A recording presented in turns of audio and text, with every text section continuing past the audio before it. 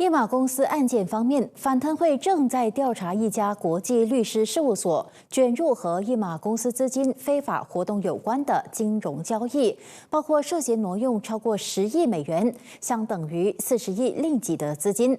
反贪会消息指出，这家律师事务所将大约7亿美元转移到一家不受一马公司控制的离岸企业。目前，反贪会努力取得更多资料。当局也已经和多个国家会面讨论，获得情报后展开调查，当中包括跨境金融交易以及专业人士在一马公司相关事务中所扮演的角色。我国上个星期和美国司法部、联邦调查局在华盛顿及纽约举行2轮会谈，商讨追回一马公司资产，包括追回一马公司前法律顾问卢爱璇购买的昂贵画作，目前由美国扣押着，总值超过3000万美元。